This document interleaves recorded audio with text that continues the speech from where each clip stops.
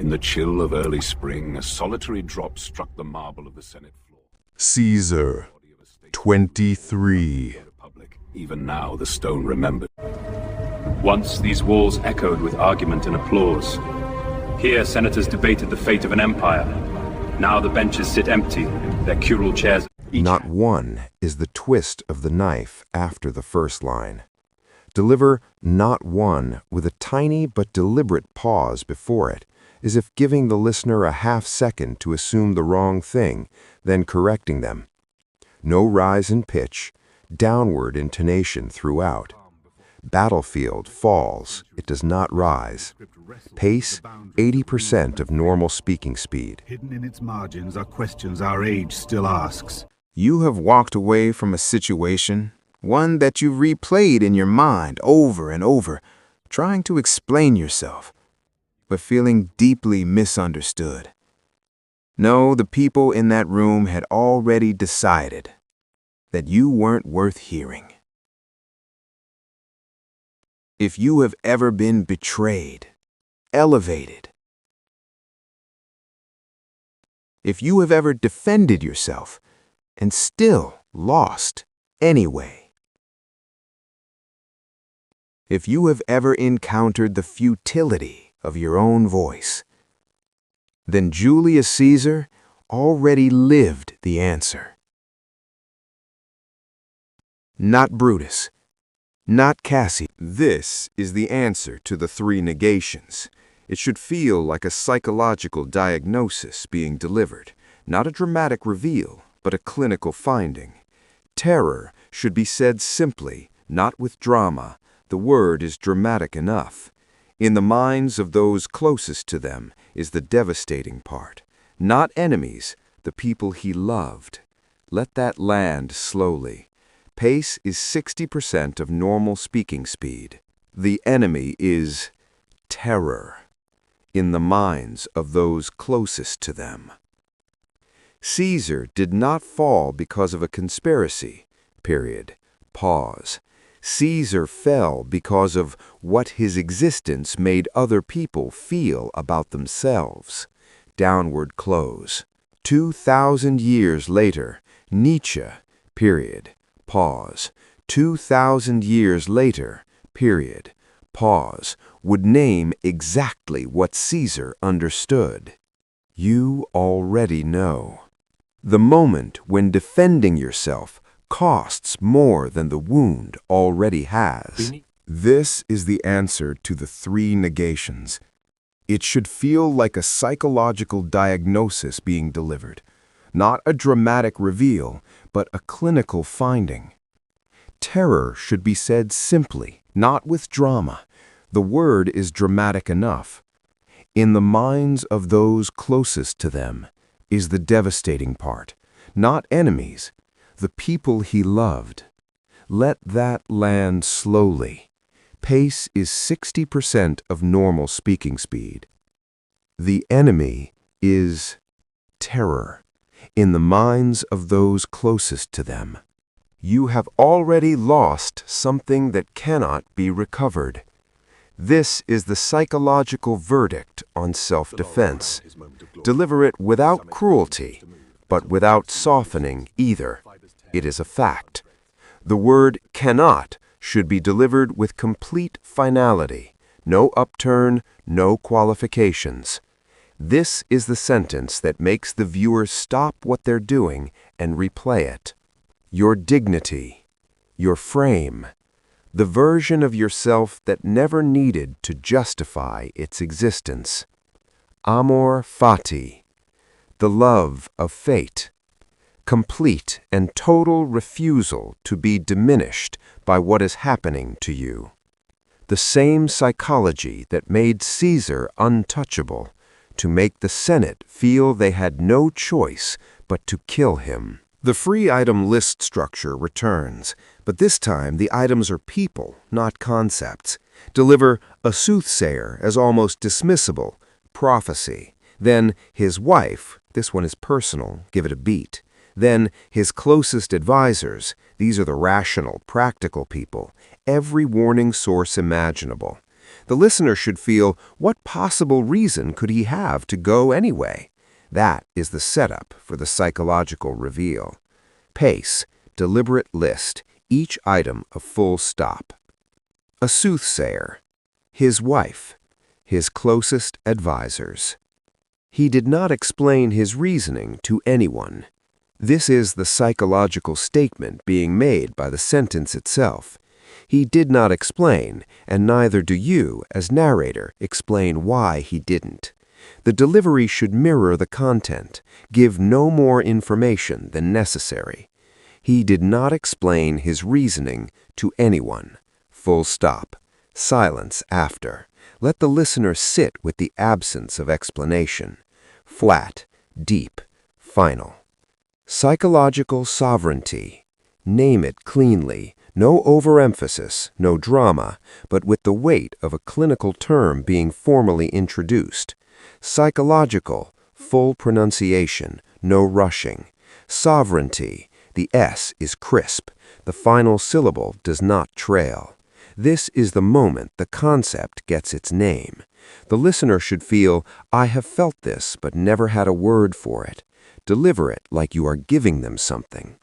You, the pivot to second person, should feel like eye contact, not aggressive, diagnostic. You are sending a signal, is clinical and precise. The key phrase is, has the power to alter your course, because that power is being granted voluntarily in the act of explaining. Deliver your course with quiet finality. The viewer should feel the implication. You are giving away something you did not have to. Severed that circuit. The word severed should sound like what it means. Clean, final, irreversible, not brutal, surgical. Then Nietzsche called this the will to power in its purest form, is the naming. Purest form should sound elevated but not overperformed, like arriving at the correct answer after working through all the partial ones. Quiet authority. Pardoned Brutus. He promoted him, gave him command. The mundanity of the generosity is what makes it strange. There should be no warmth in the delivery, not because Caesar felt no warmth, but because delivered flatly, the acts sound more radical. If you perform warmth here, the listener hears normal human kindness. Flat delivery makes them hear something stranger. Not trying to create loyalty. He was demonstrating that the threat these men represented meant nothing to him. This is the real insight.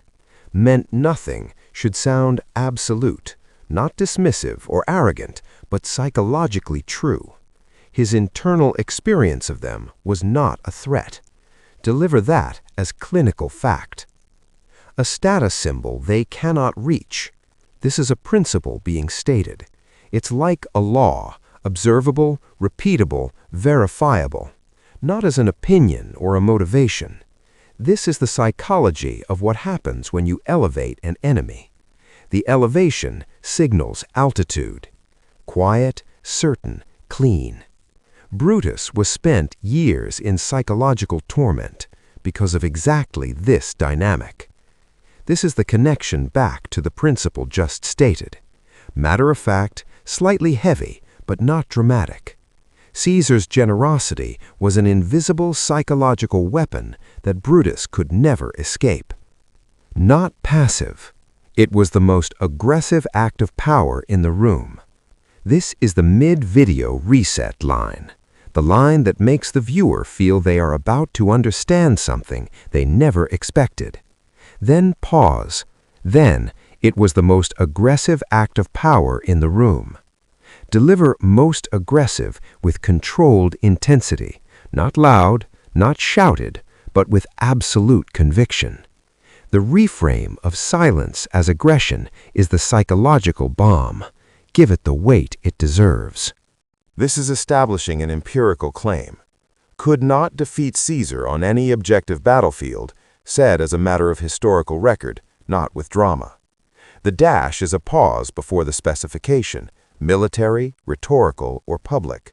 3 arenas, all lost. Deliver the 3 items cleanly, each one a separate fact. The listener should arrive at, "They had no legitimate path to victory." That makes what comes next, the narrative reframing, psychologically necessary. The colon in this sentence is a genuine dramatic pause. Honor it fully. Before the colon, the setup, building to the condition of defeat. After the colon, the answer. They reframe the story.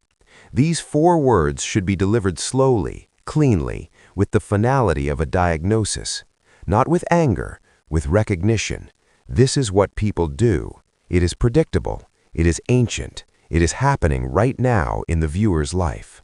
Performing the Senate's reframing, a slight mimicry of their argument, then stepping back from it.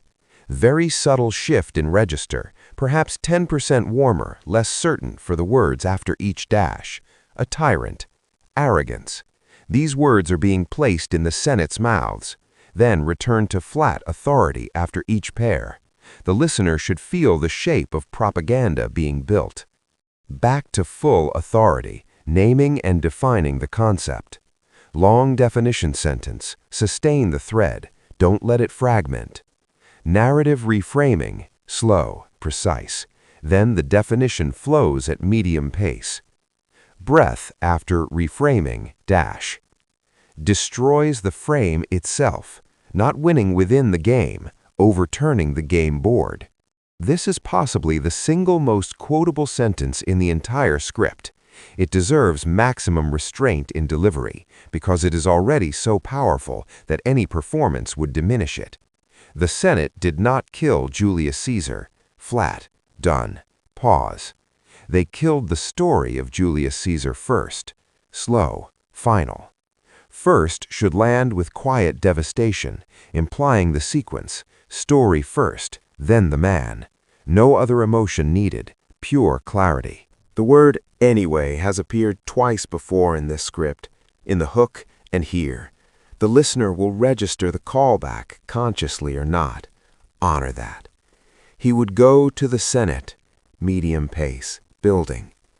Anyway, quiet, not defiant, not brave, simply anyway. The word sounds like a man who has made complete peace with his course. Deliver it as the most ordinary, most extraordinary word in the sentence. Measured return to narrative, the final morning. Anyway, again, this word has carried the whole script. Here it comes back. Medium, he would go to the Senate, build slightly. Anyway, quiet and final. Clean breath at start. Emphasis, anyway. The entire script has been about this word, the refusal to be altered. This sentence names the real cost Caesar was calculating, not the risk of death, but the certainty of self-diminishment. A smaller version of himself should sound like the most precise possible description of psychological failure. Quiet, slow, absolutely certain. The listener should feel, I would rather face death than become a smaller version of myself. Make them feel that choice as their own. Quiet, precise, the psychological motive fully named. This is the real reason he went, not bravery, not fate, psychological integrity. Slow, a smaller version of himself, each word weighted. Single breath. Emphasis, a smaller version of himself. This is the worst outcome, not death, diminishment. Was yes. 2 words. They follow a long build-up about eternal recurrence. Would you choose to live every moment again exactly as it happened? Caesar's answer was yes. Yes should be the quietest, most certain word in the entire script. No rise, no drama. Absolute downward finality. Let it sit in silence for 2 full seconds after. This is the conceptual peak of the psychological argument. Stillest line in the section. 1 word carries everything. Yes, the shortest answer to Nietzsche's longest philosophical question. very slow. Caesar's answer, measured, in everything he did that morning, slightly slower, was yes, slowest. Full breath before was yes. Emphasis, yes, the only word that matters. Give it absolute stillness. This moment should sound like a historical record being read carefully, not dramatized, not rushed. Ancient sources record, said with the precision of a historian, grounding it in evidence. Caesar pulled his toga over his face. Deliver this slowly, almost gently. It is a physical act described as deliberate, chosen, sovereign. The listener should see it clearly. No drama. The act is its own drama. Quiet, almost reverential, describing a sacred act. This is not described as violence. It is described as a deliberate act. The distinction is everything. Slow, respectful, pulled his toga over his face, the slowest phrase in the sentence. Soft breath before line. Emphasis, pulled his toga over his face, deliberate, not a reflex, a choice. Witnessing his destruction. This was the thing the assassins needed, the confirmation of their power over him. He denied it.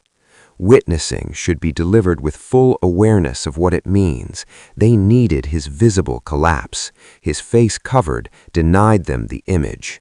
Deliver witnessing his destruction quietly and precisely as a psychological diagnosis of what the toga over the face actually meant. Not poetic, clinical. This closes the 5-pattern section. Even in death. Delivered with quiet gravity, not pathos.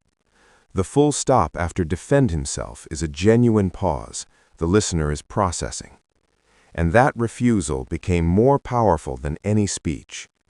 This sentence should be the verbal equivalent of a door closing on an era. More powerful than any speech. Downward, final, absolute. No emotion needed. The fact is enough. This is the moment the documentary becomes personal. This is not ancient history, said cleanly, almost impatiently, as if correcting a misunderstanding. Then this is your life right now.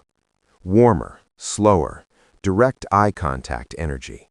Right now should sound like, I am not speaking about Caesar anymore. I am speaking about the meeting you had last Tuesday. Make the time collapse feel real. The word group chat in a sentence about Julius Caesar should produce a small jolt of recognition. Do not wink at it. Deliver it completely seriously, because the psychology is identical. You were making the same mistake Caesar refused to make. Slow this to give the listener time to see themselves. The same mistake should land as both a connection and a gentle correction. Not harsh, diagnostic. Simply continue. This is the most actionable sentence in the entire script. It should sound like the simplest, most difficult thing in the world, because it is. Full stop after it. Silence. Let it sit. Then, let your next action be the only response. Delivered quietly as an instruction from someone who has found the answer after a long search. Not inspirational speaker energy. Quiet, absolute, earned authority. This is the first sentence of the closing hook, and it has to do two things at once. Validate everything just taught, then immediately destabilize it. Build genuine conviction across complete and devastating sense. The listener should feel you mean it. Then, until. Pause before it. Pause slightly after. Deliver it as a turning point. Augustus, said alone, slightly slower, as if the name itself is a problem that hasn't been solved yet. Died in bed. 2 words after 44 years of rule. Deliver them flatly. The plainness is the shock. Then the pause that lets that fact sit. Then what Jung said about why. Slight rise on why. The only upward inflection in the final section, because it is a genuine question being posed. And the most disturbing thing in this entire series, said quietly with complete conviction, You must sound like you mean it, because this is the wound that brings them back.